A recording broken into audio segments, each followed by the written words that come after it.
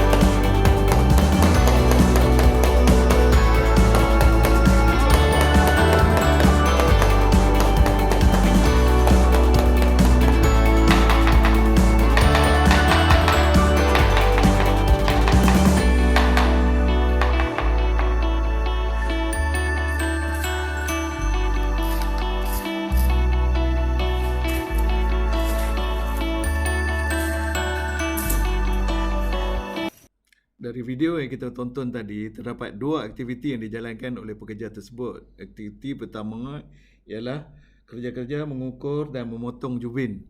Dan aktiviti kedua ialah memasang jubin. Jadi proses pengurusan risiko, yang pertama, kita dah kenal pasti aktiviti, dan seterusnya kenal pasti hazard dan membuat penilaian risiko, serta langkah kawalan yang akan kita ambil, dan di akhirnya kita akan membuat penilaian semula. Penilaian semula akan dibuat oleh Jawatan Kuasa Keselamatan dan Kesihatan Pekerjaan ataupun dipanggil Safety Committee. Sekarang kita lihat pula klasifikasi hazard. Hazard mechanical, objek tajam atau lebih muatan. Hazard electrical, wire yang terkoyak. Hazard biological, gigitan serangga atau binatang berbisa.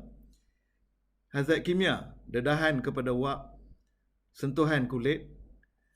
Hazard ergonomik, posisi duduk, cara mengangkat barang.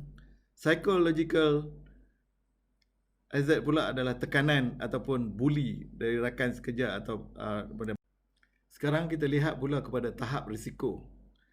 Pada tahap pertama, kecederaan ataupun luka kecil.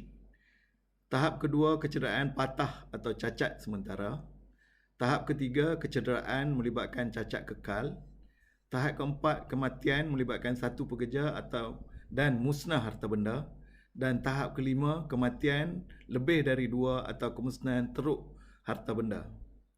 Sekarang kita lihat pula pada faktor kebarangkalian berlaku ataupun likelihood.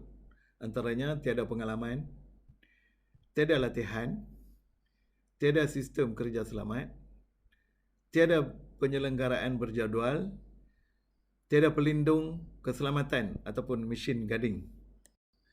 Sekarang, mari kita lihat apakah langkah-langkah kawalan yang kita boleh ambil berdasarkan kepada hierarki langkah kawalan yang ada. Langkah kawalan pertama adalah eliminate ataupun penghapusan. Langkah kawalan kedua, substitute atau penggantian. Langkah kawalan ketiga, isolation atau pengasingan. Langkah kawalan keempat, engineering control ataupun kawalan kejuruteraan. Langkah kawalan kelima, administrative control ataupun kawalan pengurusan. Dan akhir sekali, barulah personal protection equipment ataupun peralatan perlindungan peribadi. Seterusnya, bagaimana kita membuat pengiraan kebarangkalian berlakunya kemalangan dan keterukannya sesuatu kemalangan adalah berdasarkan kepada sejarah-sejarah kemalangan yang telah berlaku sebelum ini. Keterukan yang pertama adalah malapetaka, menyebabkan kematian melebihi 2 atau kemusnahan harta benda. Kita bagi rating 5. Fatal, 1 kematian dan kemusnahan harta benda, rating 4. Serius, hilang upaya tangkap, rating 3. Sederhana, hilang upaya sementara, rating 2. Ringan, sedikit kecederaan atau rawatan kecemasan, 1. Kebarangkalian atau paling mungkin, hazard kejadian yang paling mungkin berlaku, 5. Boleh berlaku, mungkin boleh berlaku dan bukannya luar biasa, kita bagi rating 4. Dapat dijangka, mungkin berlaku pada masa akan datang, rating 3. Jarang sekali, belum diketahui berlaku selepas beberapa tahun. Dan akhirnya tidak dapat dijangka, boleh dikatakan mustahil dan tidak pernah berlaku, rating 1. Setelah itu, barulah kita bandingkan dengan carta yang terdapat di bawah, kebarangkalian berlaku atau likelihood dan keterukan ataupun severity, dan dapatlah kita pastikan sama ada bahaya tersebut rendah atau boleh diterima, sederhana tindakan untuk mengurangkan risiko, dan tinggi tindakan segera untuk mengurangkan risiko. Berikut adalah borang penuh hierarki yang telah diisi, lengkap dengan mengenal pasti hazard, kawalan semasa, penilaian risiko, dan langkah kawalan tambahan yang disyorkan. Sebagai rumusan, pengenalpastian hazard adalah satu proses bagi menyediakan tempat kerja yang selamat. Penyediaan HAREC memerlukan penglibatan pelbagai pihak dari pekerja hingga ke peringkat pengurusan. Dan kita dapat mengetahui tahap risiko yang terdapat di tempat kerja kita.